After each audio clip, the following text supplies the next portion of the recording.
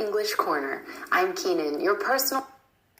Hi, and welcome to the Clear English Corner. I'm Keenan, your personal American accent coach. In this video lesson, you're going to learn all about the American T.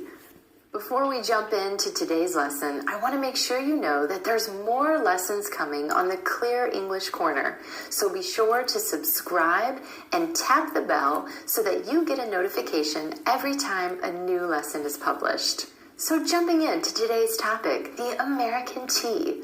The T sound is one of the most common consonant sounds in the English language, and Americans have a distinct way of pronouncing this sound depending on where it is in a word and what sounds come around it. There's actually 4 different T sounds in American English, and today we're going to talk about all 4. We'll talk about the true T, the flap T, the held T, and the vanishing T.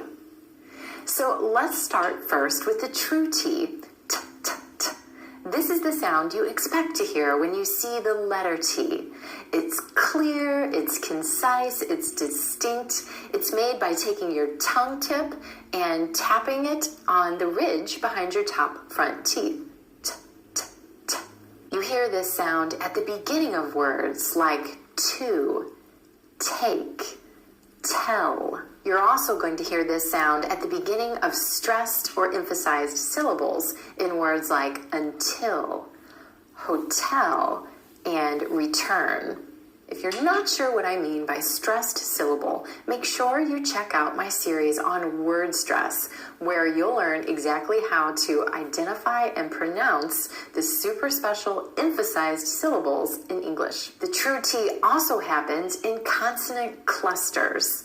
A cluster is when 2 consonant sounds occur right next to each other and you say them both. So, for example, ST as in stop, STR as in street, and TR as in tree. Consonant clusters also occur at the end of words in English. You'll hear that true T sound in clusters like CT as in fact, FT as in lift, LT as in melt, ST as in best, and PT as in kept. There's one final T cluster that doesn't follow along with the others, and that's NT. And I'm going to talk more about that one in just a second. So a quick recap, you're going to hear true T at the beginning of words, at the beginning of stressed syllables, and in consonant clusters that have T. Moving on to the flap T. The flap T is really just a D sound, and this flap T happens when T is in the middle of words in between 2 vowel sounds. So for example, take this word, W-A-T-E-R. Instead of water, water, water. Do you hear that flap T or the D sound? Water. I need a drink of water. C-I-T-Y. Instead of city, city, city. I live in the city. Try this one with me. L-A-T-E-R. Later. I'll see you later. One more. B-E-T-T-E-R. Better. I hope you feel better. Flap T will also happen in between words when one word ends in a vowel sound and T, and the next word starts with a vowel sound. For example, take what is. Instead of a true T, what is, you're going to put in that D sound or flap T. What is? What is this? Another example, but I. Instead of that true T at the end of the word but, try the flap T, but I. But I. But I said that.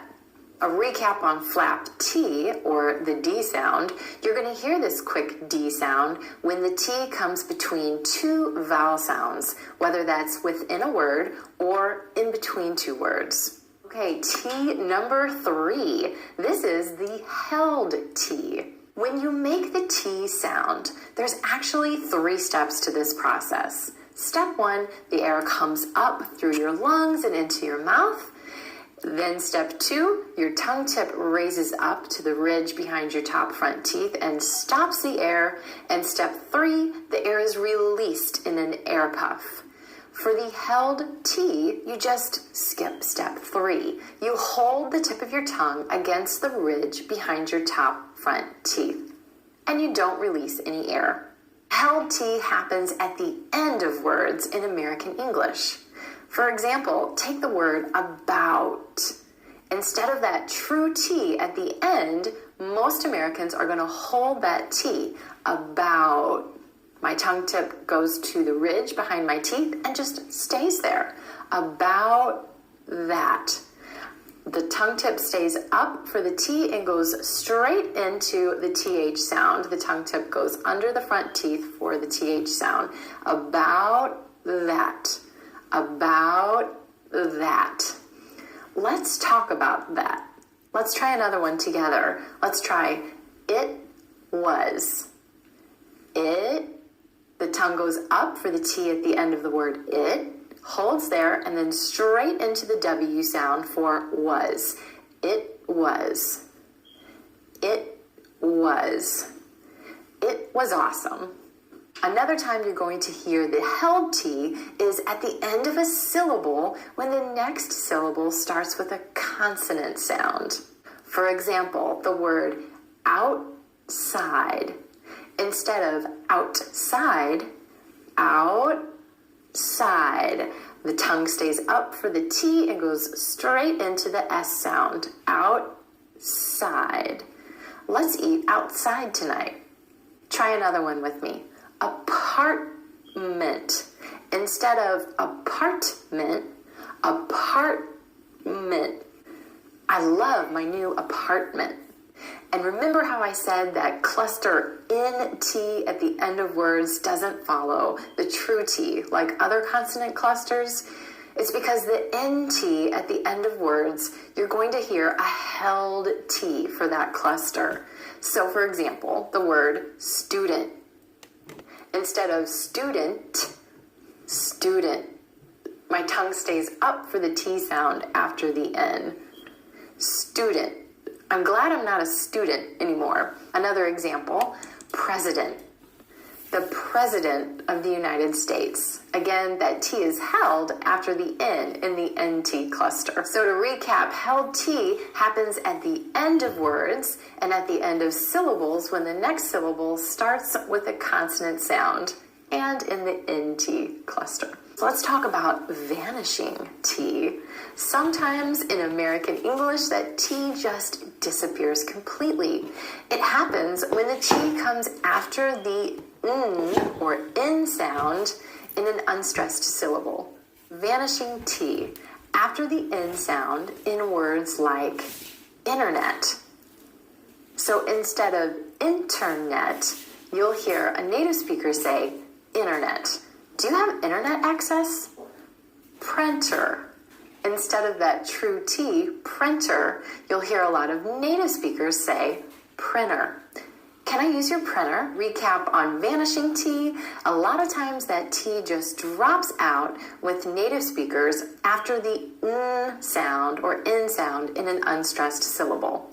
The reason for this is because the N and the T sound are both made at the ridge behind your top front teeth. It's easier to drop the T sound out instead of doing a double tap. It's easier to say internet than internet.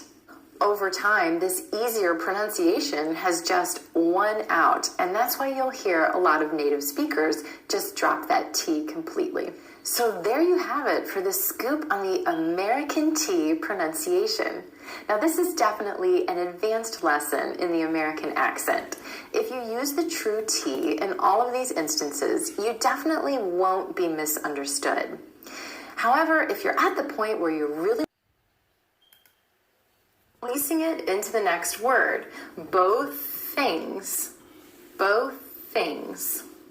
this, both things becomes both things.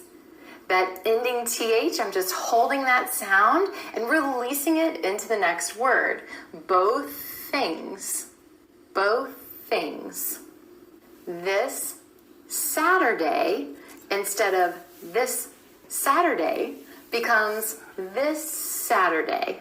That final S sound at the end of this is continuing on into the word Saturday. This Saturday. This Saturday. Both things this Saturday. It's important to grasp the idea that the sound continues on. You're not just saying it once, because it's not both things this Saturday. Both things this Saturday. You're keeping that airflow going between the words. Both things this Saturday. We scheduled both things for this Saturday. We scheduled both things for this Saturday. This also works for similar consonant sounds, for sister sounds or cognates that are made at the same place in the mouth. So, for example, the S and Z sounds. These sounds are sister sounds. They're both made the same way, with the tongue tip up behind the top front teeth, pointing towards the alveolar ridge. They have the same place of articulation. He's so becomes he's so. He's so. She's single becomes she's single. She's single. He's so, she's single. He's so happy she's single. He's so happy she's single. Another example, the V sound and F sounds, both made with the top teeth resting against the bottom lip. V, f. So, have fun becomes have fun. Have fun. I hope you have fun. I hope you have fun. Love for becomes love for. Notice how that word for reduces to fur. Love for. We'd love for you to stay. We'd love for you to stay. Also, our voiced and voiceless TH sounds. So, with that becomes with that. With that. Can I help you with that? Can I help you with that? Worth the. Worth the becomes worth the. Worth the. Worth the trouble. I'm not sure it was worth the trouble. I'm not sure it was worth the trouble. All right, last but not least, let's talk about linking stop consonants to other consonants. So in all of our previous examples, talking about linking consonants to consonants, we were using what's called continuous consonant sounds. These sounds like o, s, z, v, can all be made as long as you have breath in your lungs. You can keep going with these sounds. They are continuous. This is different from a stop consonant sound. With a stop consonant, the air comes up from your lungs into the mouth, then it's stopped in the mouth, either by the lips coming together, the tongue going up behind the top front teeth to the alveolar ridge, or the back of the tongue coming up to the soft palate. And then the air is released. The good news is there's only 6 stop consonant sounds in the English language. They are p and b, both made by bringing the lips together, t and d, both made with the tip of the tongue tapping the alveolar ridge behind the top front teeth, and k and g, both made by bringing the back of the tongue up to the soft palate. So again, our 6 stop consonants are p, b, t, d, k, and g. Linking works a little differently when we're working with stop consonants. When a word ends in a stop consonant sound and the next word starts with another consonant, you're going to hold the stop. You're not going to release the air. You're going to hold the mouth or tongue position and go directly into the next sound at the start of the next word. So let me show you what I mean. This is easier when you're going from a stop consonant to the same or similar stop consonant at the beginning of the next word. So for example, what time? Instead of releasing that final T at the end of what time becomes what time, what time. I'm holding that tongue up in the position for the final T and just releasing it into the beginning T at the next word. What time? What time is it? What time is it? Again, this works if we're talking about similar consonants as well, sounds that are made at the same place in the mouth. So that day, instead of that day with a released T at the end of that, becomes that day, that day. Again, the tongue goes up behind the teeth to the alveolar ridge for that final T, and then just releases into the beginning D for day, that day. I think I'm busy that day. I think I'm busy that day. Good time. Instead of releasing that D at the end of good and saying good time, we're going to hold that D. We're going to hold the position for the D and go straight into the T. Good time. Good time. Have a good time. I hope you have a good time. I hope you have a good time. Another example with the G sound, big game. Instead of releasing that G, big game becomes big game. Big game. The back of the tongue is coming up for the final G at the end of big and then releasing into game. Big game. It's a big game. It's a really big game. It's a really big game. Again, this works for the sister or cognate sound, the k, which is made at the same place in the mouth. So big company, big company, big, holding that tongue up for the final G in big and releasing into the k sound for company. Big company, big company. It's a pretty big company. It's a pretty big company. Try this one. Help me. So instead of releasing that final P, instead of help me, help me. The P and sounds are both made by bringing the lips together. So we're going to hold that final P, that final stop consonant, and go straight into the sound. Help me. Can you help me with this? Can you help me with this? But even when those stop consonants are not the same or similar, you still want to hold those final stop sounds when they're coming before another consonant. Here's some more examples. Stop sign becomes stop sign. Stop sign. I'm holding that final P with the lips together and going straight into the S for sign. Stop sign. I didn't see the stop sign. I didn't see the stop sign. Grab some.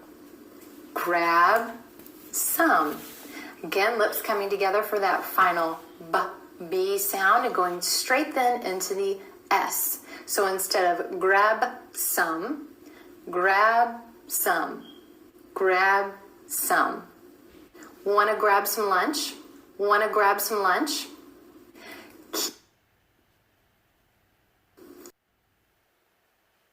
Keep going. Keep going. Instead of keep going, we're holding that final P sound and going straight into the G. Keep going. Let's just keep going. Let's just keep going. Big deal. Instead of releasing that g, big deal, you're holding the g with the back of the tongue up to the soft palate and then going straight into the d for deal. Big deal. Big deal. This is a really big deal. This is a really big deal.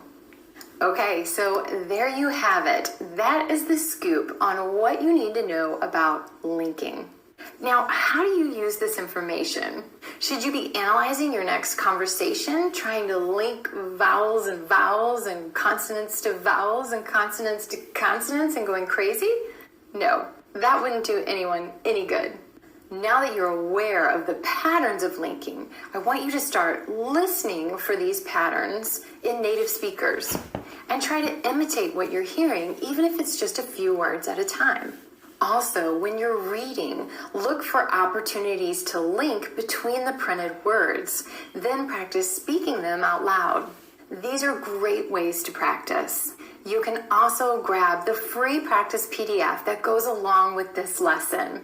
I called this freebie Everything You Need to Know About Linking, and it goes over each of the patterns we've discussed in today's lesson and includes all of the sample sentences. So be sure to click on the link below to grab your copy. Okay, that's a wrap on our lesson all about linking. If you found it helpful, please leave a thumbs up and share with your friends. And if you haven't already, don't forget to subscribe to the channel and tap the bell so that you'll get a notification anytime new lessons are published.